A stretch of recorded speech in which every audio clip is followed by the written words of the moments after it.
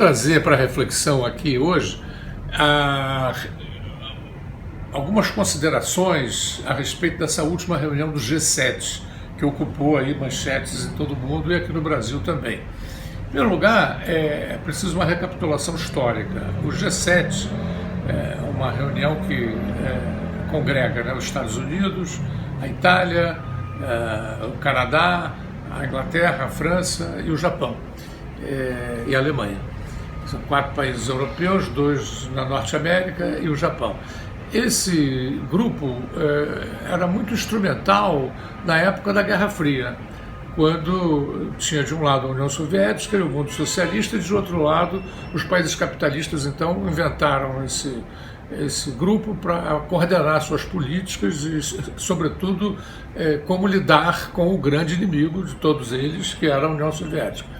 Posteriormente à desagregação da União Soviética e ao fim da Guerra Fria, houve até a perspectiva de incluir a Rússia no G7. E a Rússia chegou a participar de algumas reuniões do G7 e, finalmente, com os acontecimentos que se desdobraram lá com a Ucrânia e com a invasão da Crimeia, a Rússia foi expelida do G7. Aliás, um dos temas da reunião que aconteceu foi discutir se valeria a pena ou não voltar a admitir o ingresso da Rússia no G7. Com a Guerra Fria, portanto, a finalidade básica desse grupo se enfraqueceu decisivamente. Posteriormente, com a eleição do Trump e com as posições cada vez mais nacionalistas, né, e excludentes que o Trump assumiu, sem contar os insultos que ele prazerosamente dá a vários líderes internacionais, o G7 foi se transformando num clube informal de troca de opiniões. Já nem sequer o G7 tem compromisso, como nessa última reunião, com uma declaração final, que era alguma coisa ritual nos tempos da Guerra Fria.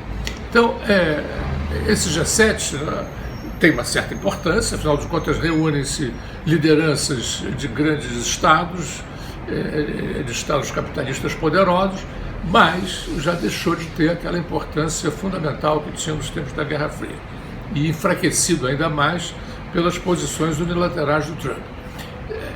Feita essa ressalva, essa informação preliminar sobre o G7, eu gostaria de tecer algumas considerações sobre alguns episódios que marcaram essa última reunião e que são interessantes para nós brasileiros. Em primeiro lugar, a posição do Macron, do presidente francês, que queria, em determinado momento, falando muito mais para o público interno dele, os agricultores franceses, que constituem um poderoso lobby lá na França e que saíram enfraquecidos com esse acordo Mercosul-Europa. Então, o Macron, ao assumir uma posição agressiva contra o desmatamento na Amazônia e ameaçando, inclusive, deixando no ar uma ameaça de um rompimento desse acordo Estados Unidos, Mercosul e Europa, o Macron tinha essa ideia, né, de fazer com que essa questão se tornasse uma questão central. Ele perdeu, ele não foi apoiado, né, pela Merkel, ele não foi apoiado pelo primeiro-ministro inglês, o Johnson.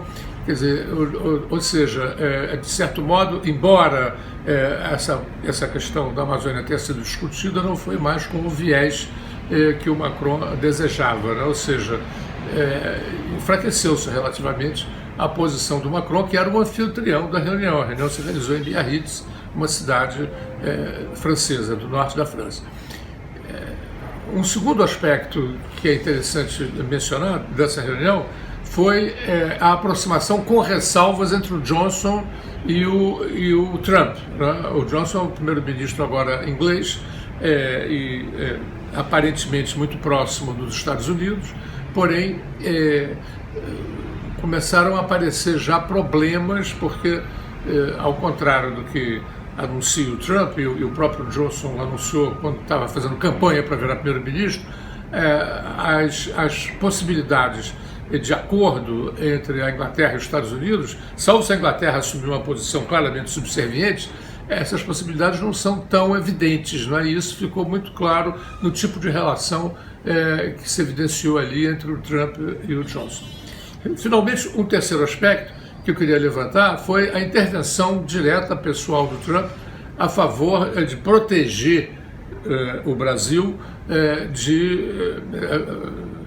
daquele rumo que o Macron queria emprestar à reunião, consagrando, portanto, uma relação privilegiada entre Brasil e Estados Unidos, que é o que deseja o Bolsonaro e alguns grandes oficiais do Exército, ministros do Exército, Marinha e Aeronáutica brasileiros, né? Há uma recuperação por parte desses chefes militares e do Bolsonaro em especial, e também do Paulo Guedes, evidentemente, com a sua política ultra-privatista, a perspectiva de, em certos termos, recuperar aquelas formulações do Golbery Couto Silva nos anos 60, aquelas reflexões geopolíticas que colocavam o Brasil como um sócio menor dos Estados Unidos, sem direito a pensar em alternativas. A ideia hoje, enfraquecida a Rússia, é que o mundo marchará cada vez mais para uma polarização inevitável entre Estados Unidos e China. E caberia ao Brasil, portanto, nesse grande enfrentamento, tomar o partido dos Estados Unidos pelas afinidades históricas, pelas afinidades políticas e pelos determinismos geográficos com que essa gente raciocina. Então, caberia ao Brasil, e ele teria compensações por isso, assumir um lugar de sócio menor dos Estados Unidos nesse grande enfrentamento com a China. O problema desse tipo de formulação é que o mundo mudou muito dos anos 60 para cá, e os nossos teóricos geopolíticos parecem não estar se dando conta disso. Já não existe aquela bipolarização que eles querem reconstruir, já não existe mais. O mundo é um mundo multipolar, sem subestimar a importância da rivalidade entre Estados Unidos e China. Mas é um mundo multipolar. Você tem a Índia, você tem a Europa, você tem a Rússia. Então você tem os tigres asiáticos, que têm uma dinâmica própria, juntamente com o Japão. Então você tem um conglomerado de interesses que não vai mais se afunilar numa bipolarização como havia antes nos tempos da Guerra Fria. O outro grande problema é que, ao contrário daquela época em que o Brasil praticamente não tinha relações com a União Soviética, com a então União Soviética, hoje o Brasil tem quase um quarto de suas exportações e um quarto de suas importações vindas da China. Além disso, a China cada vez mais assume um papel em investimentos aqui no Brasil, criando uma série de relações de dependência com setores do capitalismo brasileiro.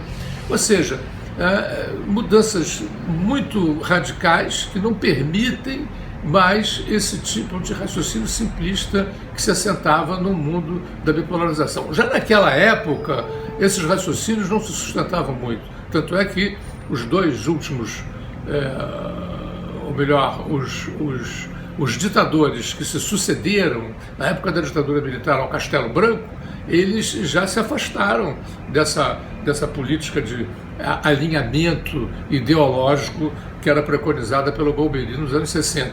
E já, mesmo num quadro de dependência para os Estados Unidos, tanto Médici como Kaiser, sobretudo, empreenderam políticas claramente afirmando a autonomia do Brasil no quadro dessa aliança. Políticas cujo desdobramento levou à situação atual em que o Brasil realmente deixou de ter aquela dependência dos Estados Unidos atualmente. O comércio internacional brasileiro se divide, mais ou menos nas mesmas proporções entre Estados Unidos, Mercosul, Europa e China. Quer dizer, hoje o quadro do Brasil se ampliou bastante. Isso é, em parte, um resultante um desdobramento das políticas empreendidas ainda no quadro da ditadura militar. Então, ignorar esses dados extremamente relevantes, a multipolarização que incide sobre a inserção do Brasil no quadro internacional, ignorar essas transformações em relação aos anos 60, insistir na defesa dessas posições que eram muito claras nos anos 60, é levar o país para impasses que serão certamente desastrosos. fiquem espertos e não esqueçam de se inscrever no nosso canal e tocar ali no sininho para que vocês recebam as informações a respeito de nossas novas emissões.